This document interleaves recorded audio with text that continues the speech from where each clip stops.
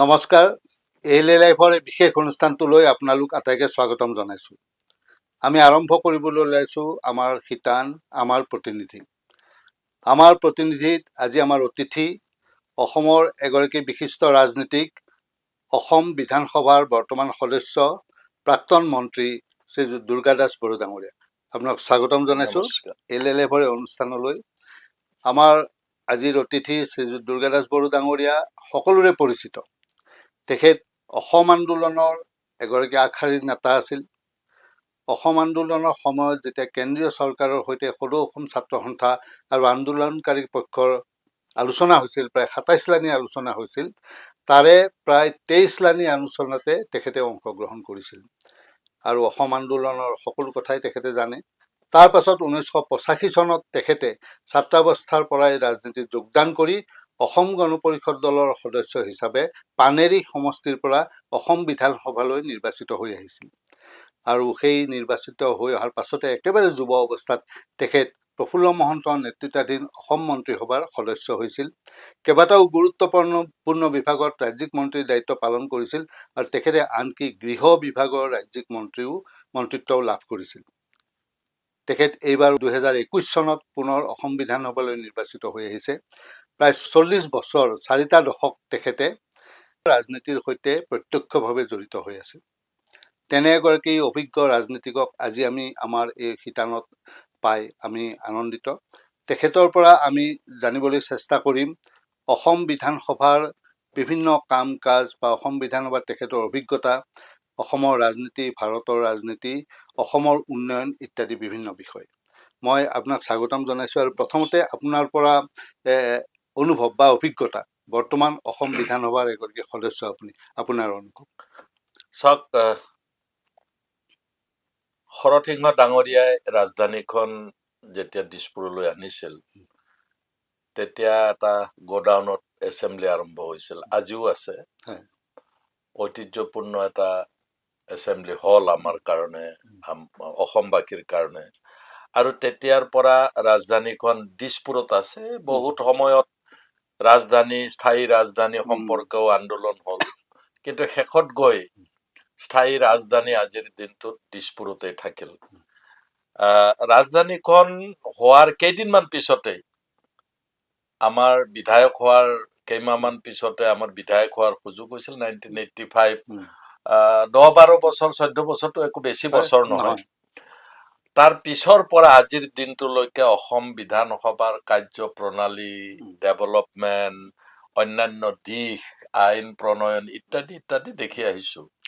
মই এটা লক্ষ্য কৰিছো যে আজিৰ দিনটোত আসাম এছেম্বলিৰ মই এটা স্মৰণ কৰি পেলাই, আপোনালোকে হয়তো মোবাইলতো দেখিব চালে, 1985ত আমাৰ এনুৱেল বাজেট আছিলে 85 ক্ৰ'ৰ্ছ অনলি। এণ্টায়াৰ ৰাজ্যখনৰ বাজেট 85 ক্ৰ'ৰ্ছ। আৰু এটা এটা বিভাগৰ বাজেট 1 কোটি, 1.5 কোটি, 2 কোটিতকৈ বেছি বাজেট নাছিল। তেনেকুৱা পৰ্যায়ৰ পৰা আজি 1,00,000-1.5 লাখ কোটি টকালৈকে বাজেট হয় এই ৰাজ্যখনত। ডেভেলপমেণ্ট কাম কৰাও বিধায়কসকলে, মন্ত্ৰীসকলে, মাননীয় মুখ্যমন্ত্ৰী, ইভিন মাননীয় স্পীকাৰ বিশ্বজিৎ দৈমাৰীকে ধৰি বাজেট বৃদ্ধিৰ লগে লগে সকলোৰে বাজেট বৃদ্ধি হৈছে, তেওঁলোকো কাম কৰাৰ সুযোগ পাইছে। আৰু গত দিনবিলাকত কেইবাখনো উল্লেখযোগ্য আইন আসাম এছেম্বলিয়ে পাছ কৰিছে, যিখিনি নেকি অসম চৰকাৰৰ এখতিয়াৰৰ অধীনত পৰে। সেই আইনসমূহে সময়ে সময়ে স্পীকাৰসকলে, মুখ্যমন্ত্ৰীসকলে, চৰকাৰবিলাকে সেই আইনবিলাক পালন কৰি ৰাইজৰ কাৰণে কাম কাজ কৰাৰ এটা প্ৰচেষ্টা তেওঁলোকে অব্যাহত ৰাখিছে। মই আপোনাক অন্য এটা কথাহে ক'ব বিচাৰিছো যে আসাম এছেম্বলি বুলি কোৱাৰ লগে লগেই সেই পুৰণি গুদামঘৰৰ পৰা আজি আহি যিটো পৰিৱৰ্তন, অকল ইনফ্ৰাষ্ট্ৰাকচাৰ পৰিৱৰ্তন নহয়, মাত্ৰ ঘৰটোৰ পৰিৱৰ্তন হোৱা নাই, তাৰ লগত আপুনি চাব বিশ্বজিৎ দৈমাৰী ডাঙৰীয়াই স্পীকাৰ হোৱাৰ লগে লগে তেওঁ আপ্ৰাণ চেষ্টা কৰিছে যে ইতিমধ্যে স্বীকৃতিপ্ৰাপ্ত বড়ো ভাষাক কেনেকে ইয়াত হয়। ইন্ট্ৰডিউচ কৰিব পাৰি। সহযোগী ভাষা অকল চিন্তা কৰা নহয়, তেওঁ কামে কাজে ইন্ট্ৰডিউচ কৰি আজি এক পৰিৱেশ এটা বড়ো ভাষাৰ অসমীয়া ভাষাৰ পিছে পিছে যোৱাৰ হয়। এটা পৰিৱেশ এছেম্বলিত তেখেতে তৈয়াৰ কৰিছে। সেই হিচাপে ডিপাৰ্টমেণ্টটো বৃদ্ধি কৰিছে। বৃদ্ধি কৰাৰ সময়ত বড়ো সাহিত্য সভা, বড়ো ছাত্ৰ সন্থা, বড়ো লিটাৰেচাৰ সংগঠন, বড়ো বিধায়কসকলক লগত লৈ কি কি কাম কৰিলে ভাল হ'ব তেওঁ পৰামৰ্শ লৈছে। অকলে একো কৰা নাই তেওঁ। হয়। গতিকে এই ক্ষেত্ৰত এই বিশ্বজিৎ দৈমাৰী সদায় চিৰস্মৰণীয় হৈ থাকিব। বিশেষকে বড়ো জাতিৰ কাৰণে, অসমীয়া জাতিৰ কাৰণে বড়ো ভাষাটো এটা যিহেতু সাংবিধানিক ভাষা, এই ভাষাটোক প্ৰচাৰ আৰু প্ৰসাৰৰ কাৰণে তেখেতে যিখিনি আৰু অৱদান চিৰস্থায়ী কৰাৰ কাৰণে যিখিনি তেওঁৰ অৱদান, ডেফিনেটলি এইটোৱে তেওঁক চিৰস্থায়ী কৰিব। আৰু আমি দেখিছো গোটেই পৰিৱেশটো আজি এছেম্বলিৰ চাৰিওফালে য'ত নেকি আছাম টাইপৰ বিল্ডিং বিলাক আছিল, হয়। য'ত আপুনি খোজকাঢ়িবলৈ এটা পৰিৱেশ নাছিল নাছিলে। তাত। হয়, হয়। এই পৰিৱেশটো নাইকিয়া কৰি আজি বিৰাট ডাঙৰ ডাঙৰ লন তৈয়াৰ কৰি এটা পৰিৱেশ তৈয়াৰ কৰিছে। অথচ বিধায়কসকলে থাকিবৰ কাৰণেও যথেষ্ট ৰুম হয়, তেখেতে বহুত। বিল্ডিং তিনিতলীয়াই হওক এতিয়া ডাঙৰকে বনাইছে। মইতো ভাবো ইমানখিনি একমডেশ্যনৰ পিছতো সুন্দৰ লন, বাগিচা, গছ গছনিৰে সৈতে মই ভাবো পূৰ্ণ ৰূপ পাবলৈ আৰু মাত্ৰ কেইটামান দিন লাগিব। হয়, হয়। সেইটোৱেই সদায় কোনে কৰিছিল? বিশ্বজিৎ দৈমাৰী হয়। কৰিছিল। কোন মুখ্যমন্ত্ৰী আছিল? মাননীয় হিমন্ত বিশ্ব শৰ্মা ডাঙৰীয়াই যদি অৰ্থনৈতিকভাৱে স্পীকাৰ গৰাকীক স্পন্সৰ নকৰে, হয়। আমাৰ নতুন এছেম্বলি বনাবৰ কাৰণে 200-250 কোটি টকাৰ প্ৰয়োজন হৈছে। সেইবিলাক যদি ৰাজ্য চৰকাৰৰ এটা সদিচ্ছা নাথাকে, মাননীয় মুখ্যমন্ত্ৰী হিমন্ত বিশ্ব শৰ্মা ডাঙৰীয়াও সেইখিনি তেখেতক এটা ফ্ৰী হেণ্ড দিছে, নতুন হোষ্টেল বনাবৰ কাৰণে দিছে আৰু কিবা কিবি প্ৰজেক্ট ইতিমধ্যে তেখেতে লৈছে। যথেষ্ট পৰিৱৰ্তন হৈছে। আমি এছেম্বলিত দেখিছো কেইবাটাও ছাবজেক্ট তেওঁ সাল সলনি কৰিবলৈ চেষ্টা কৰিছিলে। তেওঁ নিজে এজন পাৰ্লিমেণ্টেৰিয়ান আছিল, স্পীকাৰ ডাঙৰীয়া। পাৰ্লিমেণ্টেৰিয়ান হিচাপে দীঘলীয়া অভিজ্ঞতাটো আজি এছেম্বলিত লৈ আহিছে। এছেম্বলিত তেখেতে যিকেইটা বিষয়, নতুন বিষয় লৈ আহিছে সেইকেইটা আদৰণীয়। আৰু সেই আদৰণীয় বিষয় কেইটাৰ ওপৰত যিটো সুবিধা পাব লাগে বিধায়কসকলে, সেই সুবিধাখিনি বিধায়কসকলে কবলৈ, কৰিবলৈ আৰু ইমপ্লিমেণ্ট কৰাৰ ক্ষেত্ৰত স্পীকাৰক বা অসম চৰকাৰক পৰামৰ্শ দিয়াৰ কাৰণে আমি সুযোগ পাইছো। চাওক, আপুনি কৈছে যে 85ৰ পৰা 90 লৈকে মই বিধায়ক আছিলো, মন্ত্ৰী আছিলো। তেতিয়া লেকুনা বহুত আছিল। তেতিয়াৰ পৰিৱেশ পৰিস্থিতি বেলেগ আছিল। এক অশান্ত এখন ৰাজ্য আছিল। তেতিয়া ডেভেলপমেন্টৰ কামতকৈ ৰাজ্যখনত কেনেকে শান্তি আনে, তেতিয়া তাৰ পিছৰ মুখ্যমন্ত্ৰীসকল হিতেশ্বৰ শইকীয়া ডাঙৰীয়া, তৰুণ গগৈ ডাঙৰীয়া, সৰ্বানন্দ সোণোৱাল ডাঙৰীয়া, এই মুখ্যমন্ত্ৰী বিলাকেও বা সেই সময়ৰ যিসকল মাননীয় স্পীকাৰ আছে তেওঁলোকেও অহৰহভাৱে ৰাজ্যখনৰ শান্তিৰ কাৰণে এছেম্বলিৰ ভিতৰত, এছেম্বলিৰ বাহিৰত বিধায়কসকলক লৈ, সাংসদসকলক লৈ তেখেতসকলে এটা প্ৰগতি, শান্তি আৰু ঐক্য তাক অনাৰ কাৰণে সকলোৱে প্ৰচেষ্টা চলাইছিল। আৰু সেই পুৰুধা ব্যক্তিসকলক, যিসকল নাই আৰু যিসকল জীয়াই আছে, সকলোকে ধন্যবাদ দিব লাগিব।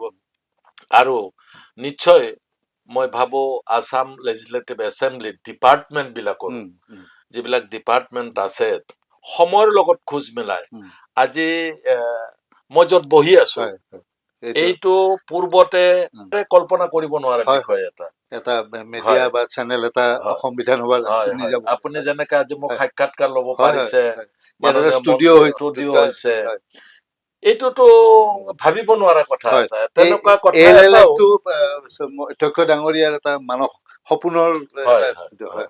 গতিকে তেওঁ নতুন নতুন সংযোগ কৰিবৰ কাৰণে কিয় চেষ্টা কৰিছে, কিয় পাৰিছে, তেওঁ দেখিছে, তেওঁ প্ৰেক্টিকেল পাৰ্লিমেণ্টত দেখিছে। আপোনালোকে যাতে আমাৰ সংসদৰ যিটো চেনেল আছে, সংসদ টিভি যিটো আছে, তাৰ অনুকৰণ কৰি মই তেনেকে আজিৰ দিনত আছাম এছেম্বলি, লেজিসলেটিভ এছেম্বলিৰ মানে ইনফ্ৰাষ্ট্ৰাকচাৰেল ডেভেলপমেণ্ট, আইন কানুন অনা, ডিপাৰ্টমেণ্ট বৃদ্ধি, ডিজিটেল পুথিভঁৰাল, তেওঁ কৰিছে গতানুগতিকতাৰ সলনি সময়ৰ লগত যদি লগ লগাই পেলাই লৈ যাবলৈ পৰিৱৰ্তনৰ লগত চেষ্টা খাপ খুৱাই, কৰিছে হয়, হয়। সেইটোহে আচল কথা হয়। গতিকে বিশ্বজিৎ দৈমাৰী ডাঙৰীয়া সেইটোত ছাকচেছ হৈছে হয়। আৰু খোজত খোজ মিলাই উম। মাননীয় মুখ্যমন্ত্ৰী হিমন্ত বিশ্ব শৰ্মা ডাঙৰীয়াও তেখেতক সাথ দিছে আৰু তেখেতো লেজিছলেচাৰ গোটেই গোটেই বিষয়টো কথাটো হয় 20-25 বছৰ একেৰাহে এছেম্বলিত থকা হিচাপে তেওঁ বুজি পায় আৰু বুজি পোৱাৰ কাৰণেই কিবা এটা কৰিব খুজিলে সেইটো যে ৰাজ্যখনৰ আৰু আসাম লেজিছলেটিভ এছেম্বলিৰ সুদূৰ প্ৰসাৰী এটা লাভালাভ হ'ব তেওঁ উপলব্ধি কৰিব পাৰে পাৰিছে হয় মই এই যিটো আপোনালোকে এতিয়া যিটো পেপাৰলেছ কাম মানে হয়। কাগজ পত্ৰ নোহোৱাকৈ সম্পূৰ্ণ ডিজিটেল মাধ্যমতে কাম কাজ হয় গতিকে আমি সেই বিষয়ে আলোচনা কৰিম তাৰ এটা প্ৰসংগ মই আপোনাক মানে ৰাজনৈতিক বা সামাজিক ক্ষেত্ৰৰ কথা এটা সুধিব খুজিছোঁ আপুনি যেতিয়া 85 চনত ছাত্ৰ নেতা আছিল তাৰপিছত 85 চনত আপুনি বিধায়ক হিচাপে আহিলে আৰু যিটো পানেৰীৰ পৰা আহিছে আৰু পানেৰীৰ পৰা আহিছিল গতিকে সেই সময়ত আমাৰ আজিৰ যিটো BTC পৰিকাঠামো বা এডমিনিষ্ট্ৰেটিভ এটা তাত হৈছে ষষ্ঠ অনুসূচীভুক্ত 6 চিডিউলৰ ভিতৰতে এখন কাউন্সিল হৈ নিজে স্বায়ত্তশাসন কৰে গতিকে সেই তেতিয়াৰ সময় আৰু এতিয়াৰ সময় আপুনি নিজে তাত জড়িত হৈ কেনেধৰণে বিশ্লেষণ কৰিব আপুনি একজেক্টলি ভাল কথা সুধিছে আকাশ পাতাল পাৰ্থক্য 1985 চনত আমি যেতিয়া তাতে বিধায়ক হৈছো আচৰিত ধৰণে একমাত্ৰ অসম গণ পৰিষদ দল আছিল তেতিয়া মই অসম গণ পৰিষদ দলৰ পৰাই প্ৰথম বিধায়ক হৈছো আমি আজিৰ দিনটোত BTC এৰিয়াত যি 12টা 15টাতো এতিয়াও ইলেকশ্যন হোৱা নাই 12টা সিট আছে আমি প্ৰায়বোৰ সিট জিকিছো আৰু আমি বিধায়ক হৈ আহি আপোনালোকে আচৰিত হ'ব আজি প্ৰত্যেক বছৰে মাননীয় মুখ্যমন্ত্ৰীয়ে অতি কমে 30ৰ পৰা 35 কিলোমিটাৰ ৰাস্তা পকীকৰণৰ কাৰণে এজন বিধায়কৰ জৰিয়তে কৰিব পাৰে আৰু তেতিয়া 85ত মই আমাৰ পৰিসৰটো কৈছো ডেভেলপমেন্টৰ কথাটো কৈছো এক বছৰত 1 কিলোমিটাৰ কাম কৰিব পাৰো আমি তাৰ মানে 5 বছৰত মই 5 কিলোমিটাৰৰ ৰাস্তা কাম কৰিছো প্ৰত্যেক বিধায়কৰে একে অৱস্থা আছিল আজি যেতিয়া 2003 চনত চুক্তিখন হল হাগ্ৰাম মহিলাৰী ডাঙৰীয়াই কৰিলে চুক্তিখন কৰাৰ পিছত BTAD হোৱাৰ পিছত যিটো ডেভেলপমেন্ট হৈছে অসমৰ অন্য প্ৰান্তৰ লগত কম্পিটিশনটো বাদ খুব আগুৱাইহে গৈছে কৰবাত কথাখিনি সুন্দৰকৈ আপুনি বিশ্লেষণ কৰিছে আৰু মই এই অসমৰ ক্ষেত্ৰত যদি আমি সামগ্ৰিকভাৱে চাওঁ তেতিয়াহ'লে আজি কিছুদিন আগতে ৰিজাৰ্ভ বেংক অফ ইণ্ডিয়াই এটা তথ্য প্ৰকাশ কৰিছে আৰু সেই তথ্যত এই কথাটো তেখেতসকলে স্পষ্ট কৰি কৈছে যে অসম এতিয়া দেশৰ ভিতৰতে আটাইতকৈ দ্ৰুত বিকশিত ৰাজ্য বুলি কৈছে মানে ইকনমিক ক্ষেত্ৰত আৰু তাৰ পাছতে আমাৰ সন্মানীয় মুখ্যমন্ত্ৰীগৰাকী ডাভোছলৈ গৈছিল ৱৰ্ল্ড ইকনমিক ফৰামত তেখেতে যোগদান কৰি আহিছে প্ৰথমবাৰৰ বাবে অসমৰ মুখ্যমন্ত্ৰী অসমৰ সম্ভাৱনাৰ বিষয়ে তাত ক'বলৈ সুযোগ পাইছিল বা কৈছিল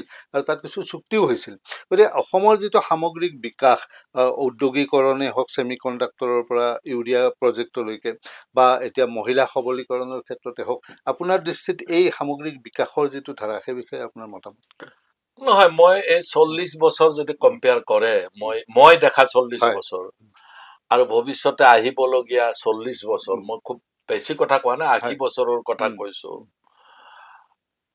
দ্বিতীয় এজন মুখ্যমন্ত্ৰী নোলাব যিজন মুখ্যমন্ত্ৰী হিমন্ত বিশ্বই কৰা কামটো পাৰ কৰিব পাৰিব বিট কৰিব পাৰিব হিমন্ত বিশ্বক ডেভেলপমেন্টত পৰম শত্ৰু ডেভেলপমেন্টৰ ক্ষেত্ৰত হিমন্ত বিশ্বৰ কৃতকাৰ্যতাক মানুহে স্বীকাৰ কৰিছে কৰিব আৰু এইটো বুৰঞ্জীত থাকিব কাৰণ যিবিলাক কাম তেওঁ কৰিছে সেই কামবিলাক ক্ষণস্থায়ী কাম নহয় চিৰস্থায়ী কাম কৰিছে অবভিয়াছলি এটা ৰাজনৈতিক দলে তেওঁলোকৰ পপুলাৰিটি তেওঁলোকে ক্ষমতাত থাকিবৰ কাৰণে দীঘলীয়া দিনৰ নহলেও শৰ্ট টাৰ্ম কাম কিছু কৰে সব দলে কৰে হিমন্ত বিশ্বৰ চৰকাৰে যিটো দিছে সেইটো মানুহক সন্মানজনকভাৱে নিজক প্ৰতিষ্ঠা কৰি সমাজত মানুহ হিচাপে জীয়াই থকাৰ এক দৃষ্টিভংগী ৰাখি পেলাই তেওঁ দিছে তেওঁ নিশ্চয় ডেফিনেটলি এনেকুৱা ধৰণৰ কথাবিলাকে হিমন্ত বিশ্ব ৰাজনৈতিক দলটো নিৰ্বাচনত ভোট পাবৰ কাৰণে কৰিলেও সমাজৰ যিটো উপকাৰ হৈছে সেই উপকাৰটো কিন্তু দীৰ্ঘম্যাদী আজি 1 লাখ বা 1.5 লাখ চাকৰি হিমন্ত বিশ্বই দিছে, credit goes to Himanta Biswa Sarma, আৰু সেইটো নিকাভাৱে দিছে। এইটো আৰু ডাঙৰ কথা, এইটো এই চাকৰি যে দিছে বছৰত 1.5 লাখ 2 লাখ 3 লাখ নিবনুৱা ওলাই এখন ৰাজ্যত।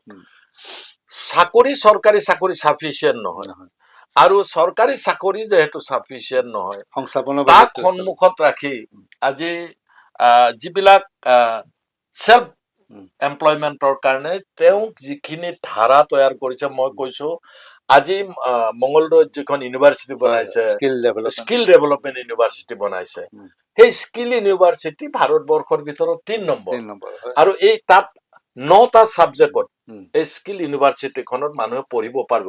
There was no qualification bar, class 8ৰ পৰা পাৰে। গতিকে তেওঁৰ লক্ষ্য আৰু উদ্দেশ্যটো MA MSc MCom ডক্টৰ ল'ৰা ছোৱালীকে সংস্থাপন কৰা নহয়, ক্লাছ 8ৰ পৰা আধাতে পঢ়া শুনা এৰা ল'ৰা ছোৱালীকো তেওঁলোকে আত্মনিয়ন্ত্ৰণেৰে নিজে সেল্ফ ডিপেণ্ডেণ্ট হৈ কেনেকে উন্নতি কৰিব পাৰে তাৰ প্ৰচেষ্টাৰ কাৰণেও সেইখন ইউনিভাৰ্চিটি। কিন্তু তাৰ লগে লগে এজ চুন এজ পচিবল প্ৰত্যেকটা ব্লকত তেওঁ সেল্ফ এমপ্লয়মেন্টৰ কাৰণে অন্তত ITI খুলি, তেওঁ এইটো পলিটেকনিক খুলি যিটো লাৰ্জ স্কেলত খোলা আৰম্ভ কৰিছে, আৰু তাত পঢ়া শুনা কৰি ল'ৰাবিলাকে কৰবাত দোকান দিছে, ট্ৰেইনিং চেণ্টাৰ খুলিছে, কিবা খুলিছে। এই লক্ষ্য আৰু উদ্দেশ্যটোত এফালে এপইণ্টমেণ্ট বিনা পইচাই এটকাও নোলোৱাকৈ নিকা নিযুক্তি 1.5 লাখতকৈ অধিক, আৰু আনফালে যিসকলে কাম কৰি খোৱাৰ ইচ্ছা কৰিছে তেওঁসকলক পথ মুকলি কৰি দিয়া, যুৱক হওক যুৱতী হওক, আৰু লগত যিখিনি মহিলা আছে সন্মানে জীয়াই থাকিব খোজা তেওঁলোকক। আনকি আপুনি চাব, আমিও ফলো কৰিছো হিমন্ত বিশ্ব শৰ্মা ডাঙৰীয়াক, যে BTC অঞ্চলত আমি এইড কৰিব খুজিছো কিছুমান 250 টকাৰে এজন চিনিয়ৰ চিটিজেনে কেতিয়াও চলিব নোৱাৰে, পচিবলো নহয় ঔষধ পাতি খাবলৈ। আমি এনহেন্স কৰি 1000 টকা কৰিব খুজিছো। 10 তাৰিখে বোধহয় আমাৰ ফাৰ্ষ্ট কিস্তিটো আমি দিম চিনিয়ৰ চিটিজেন সকলক।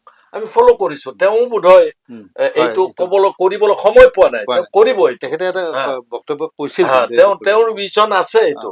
মুখ্যমন্ত্ৰী ডাঙৰীয়া কাম কাজত অদ্বিতীয়, এইটো এই মুহূৰ্তলৈকে অদ্বিতীয়। মইতো টাইম বাউণ্ড কৰি দিছো আৰু 40 বছৰলৈকে এই বিষয়টো অদ্বিতীয় হব বুলি কৈছো। মোক কোনোবাই সমালোচনা কৰে কৰক, সত্য কথাটো মই কৈছো। পঞ্চদশ বিধানসভা এতিয়া চলি আছে, আৰু কেইমাহমানৰ ভিতৰতে ইয়াৰ কাৰ্যকাল উকলিব। আৰু এই পঞ্চদশ বিধানসভা আপুনি এগৰাকী সদস্য, আৰু এই পঞ্চদশ বিধানসভাৰ যিটো পৰিৱৰ্তন, সাংঘাতিক পৰিৱৰ্তনটো আপুনি ইতিমধ্যে কৈছে যে নতুন ভৱন হ'ল, ডিজিটেল লাইব্ৰেৰী হৈছে, পৰিসৰ চৌহদ সকলোখিনি সলনি হৈছে, আমাৰ ALA লাইভ ষ্টুডিঅ'ৰ দৰে একোটা পৰিকাঠামো হৈছে, মেডিয়াৰ পৰিকাঠামো। আৰু ইয়াৰ লগে লগে আৰু এটা আপুনি নিশ্চয় অনুভৱ কৰিছে, আপুনি পাৰ্টিচিপেটো কৰিছে, বহুত ছাত্ৰ ছাত্ৰীয়ে আজিকালি অসম বিধানসভা চাবলৈ আহে। অসম বিধানসভাৰ অধিৱেশন চলি থকা সময়ত তেওঁলোকে দৰ্শনাৰ্থী হিচাপে চাবলৈ আহে। এনেও আমি দেখিছোঁ যে অসম বিধানসভা চৌহদ তেওঁলোকে পৰিভ্ৰমণ কৰিবলৈ আহে। এই যিটো নতুন প্ৰজন্মৰ এটা আকৰ্ষণ, ৰাজনীতিৰ প্ৰতি বুলি নহয়, আমাৰ যিটো অসম বিধানসভা হ'ল সাংবিধানিক গোটেই ক্ষেত্ৰটোৰে এটা মন্দিৰ। গতিকে এই ট্ৰেণ্ডটো বা এই কথাটো কেনেধৰণে ভাবে? 2.5 বছৰমান আগতে স্পিকাৰ ডাঙৰীয়াই আমাৰ লগত আলোচনা কৰিছিল যে এছেম্বলিত আমি ইমান ৰেষ্ট্ৰিকশ্যন কিয় কৰি ৰাখিছো, কিয় মানুহ সোমাবলৈ নিদিওঁ, আমি কিয় পাব্লিকক আছাম লেজিসলেটিভ এছেম্বলি সম্পৰ্কে বা এছেম্বলি সম্পৰ্কে আমি জানিব দিব নোখোজো। আৰু তেওঁ যিটো আলোচনা কৰিছিল আজি তেওঁ বাস্তৱত পৰিণত কৰিছে। আমি গেলাৰীত ষ্টুডেণ্ট দেখিবলৈ পাইছো, কলেজৰ ষ্টুডেণ্ট, ইউনিভাৰ্চিটিৰ ষ্টুডেণ্ট বিলাক আমি দেখিবলৈ পাইছো, ইঞ্জিনিয়াৰিং কলেজৰ ষ্টুডেণ্ট, মেডিকেল কলেজৰ ষ্টুডেণ্ট, IIT ষ্টুডেণ্ট আমি দেখিবলৈ পাইছো, তেওঁলোকে কৰিছে। মানুহবিলাকে কয় যে ৰাজনীতি নিচিনা বেয়া নীতি নাই, ৰাজনীতিত যাব নালাগে, ল'ৰা ছোৱালীৰ ধাৰণা।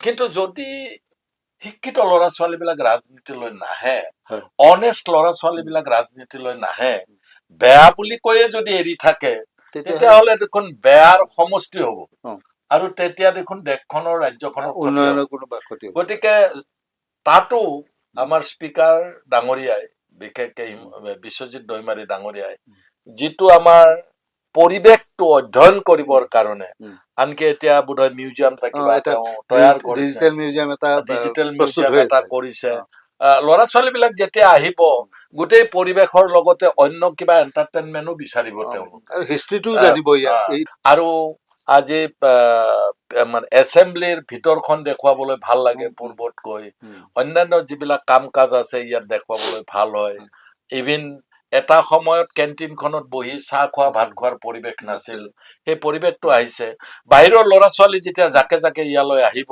তেওঁলোকে পানী খাবলৈ তেওঁলোকে একাপ চাহ খাবলৈ ঠাই বিচাৰিব সেইটোৰো এটা পৰিৱেশ আৰু চলা ফুৰা কৰিবলৈ বেটাৰী ৰিক্সা কেইখনৰ বেটাৰী ৰিক্সা তেওঁ আনিছে তাত ড্ৰাইভাৰ এপইণ্টমেণ্ট মহিলা দিছে গতিকে এই গোটেই কথাবিলাক তেওঁৰ এটা ভিছন আছে সেই ভিছনটো তেওঁ আগুৱাই লৈ গৈছে যিটো ভিছনে নেকি মানুহক অসুবিধাৰ ঠাইত সুবিধা কৰিছে আৰু মই দুটা কথা অনুকিয়াব খুজিছো আপোনাৰ মতামত বিচাৰিছো যে এটা হ'ল যে অধ্যক্ষ ডাঙৰীয়াই এই কথাটোত খুব গুৰুত্ব দিছে আপুনি নিজে কৈছে যে কিয় ইমান কঠোৰ কৰি ৰাখিব লাগে সাধাৰণ মানুহৰ কাৰণে অলপ মুকলি কৰিব লাগে আৰু বিধানসভাৰ কাম কাজ ওচৰৰ পৰা চাবলৈ বিধানসভাইনো কি কৰে বিধানসভা কেনেধৰণৰ সেই কথাটোৱে তেখেতে এটা প্ৰক্ৰিয়া আৰম্ভ কৰিছে আৰু প্ৰথমবাৰৰ বাবে এইবাৰ যোৱা বছৰৰ 17 ফেব্ৰুৱাৰীত বাজেট অধিৱেশনৰ প্ৰথমটো দিন কোকৰাঝাৰ BTC পৰিষদীয় বিধানসভাত অনুষ্ঠিত কৰিছে আপুনিও কৈছে সকলো তাত বিধানসভাৰ প্ৰথম দিনটোৰ উদ্বোধনী দিনটোৰ কাৰ্যসূচী তাত অনুষ্ঠিত হৈছিল সেইটো এটা কথা দ্বিতীয় কথাটো হ'ল যে আজি যোৱা 30 জানুৱাৰীত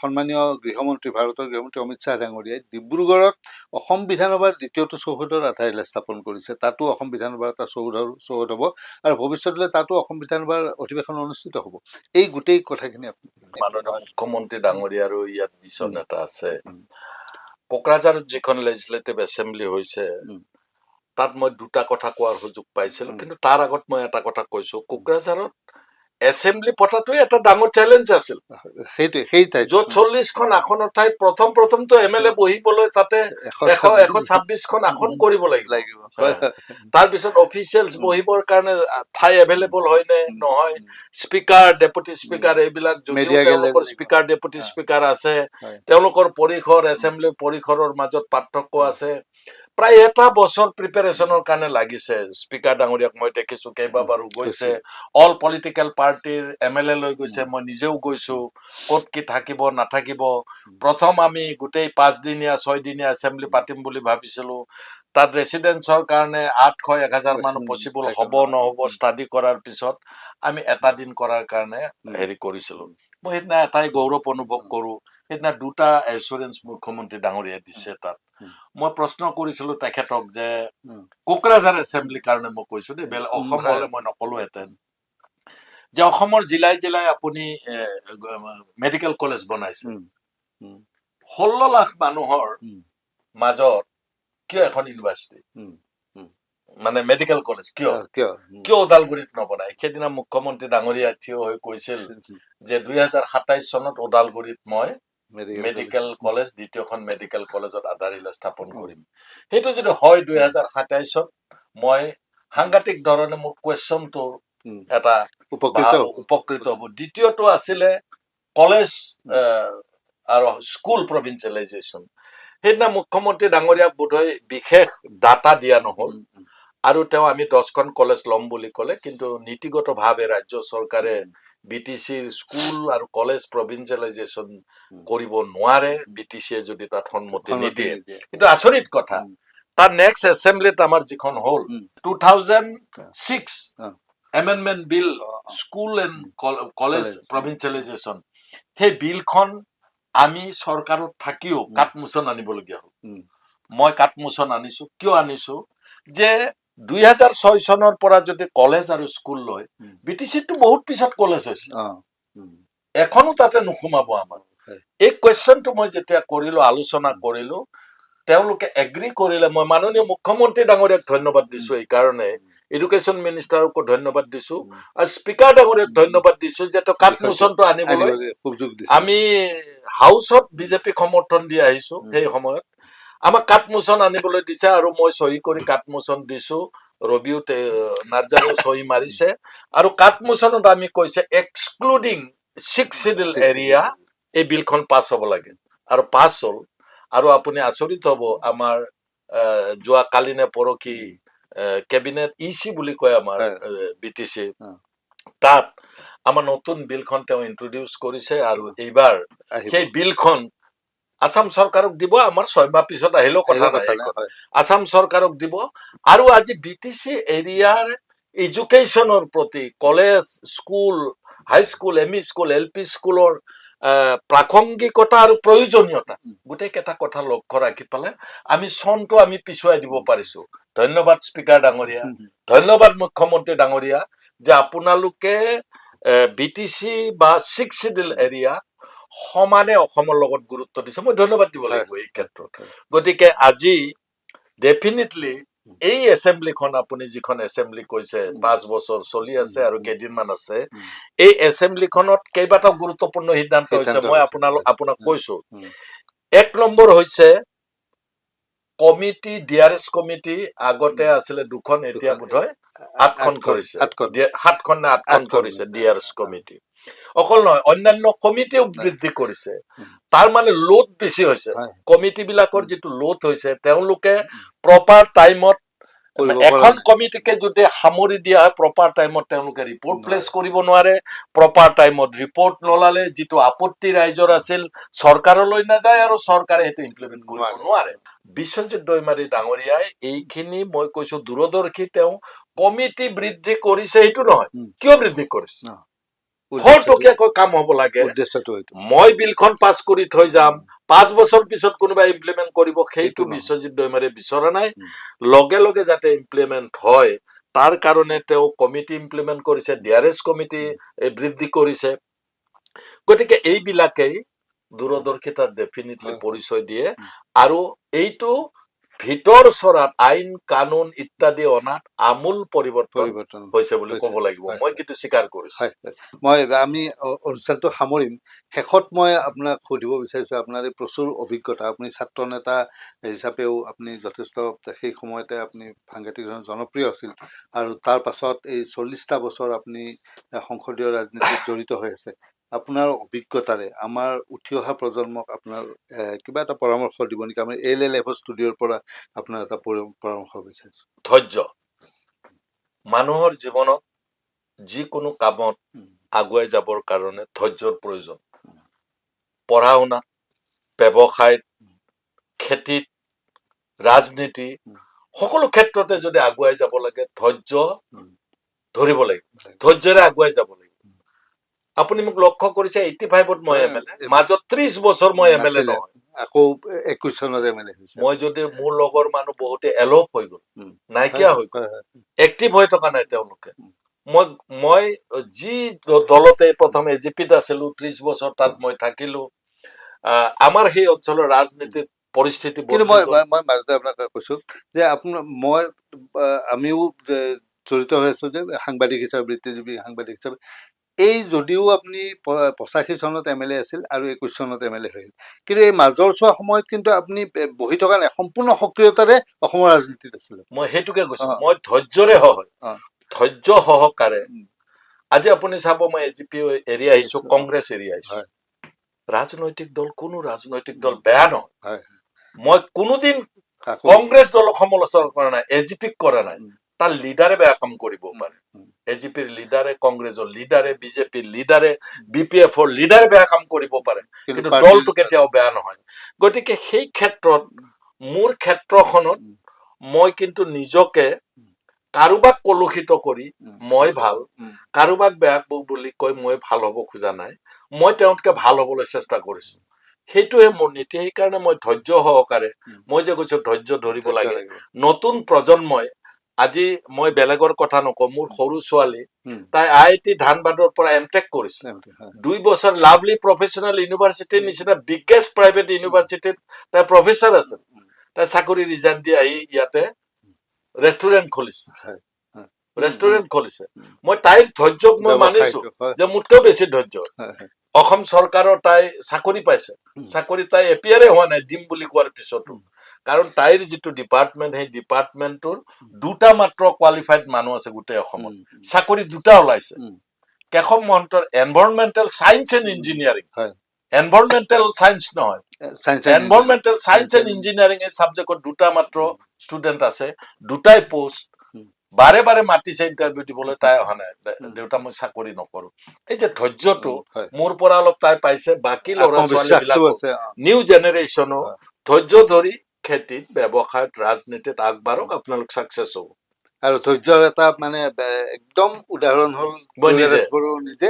সেয়া আমি ধন্যবাদ জনাইছো বড়ো ডাঙৰীয়া আপোনাক, যে এইখিনি সময়ত এটা ব্যস্ততাপূৰ্ণ সময় ৰাজনীতিকৰ কাৰণে এই সময়ত আমাৰ অনুৰোধ ৰক্ষা কৰি অসম বিধানসভা, অসমৰ ৰাজনীতি ইত্যাদি বিভিন্ন বিষয়ে আপোনাৰ অভিজ্ঞতা পুষ্ট এই বিশ্লেষণ আগবঢ়ালে নিশ্চয়কৈ আমাৰ দৰ্শকসকল উপকৃত হ'ব। আৰু আমাৰ ষ্টুডিঅ'ত আপোনাকো নিশ্চয় আৰু ভৱিষ্যতলৈ পাম, আপোনাৰ আৰু বক্তব্য আমি আমাৰ দৰ্শকসকলক শুনাব পাৰিম। আজিৰ এই অনুষ্ঠানটো ইমানতে সামৰণি মাৰিছোঁ। মই তেখেত বিধায়ক ডাঙৰীয়া শ্ৰীযুত দুৰ্গাদাস বড়ো ডাঙৰীয়াক মই ধন্যবাদ জনাইছোঁ, আৰু আমাৰ দৰ্শকসকলকো ধন্যবাদ জনাই এই অনুষ্ঠান ইমানতে সামৰণি নমস্কাৰ। মাৰিছোঁ।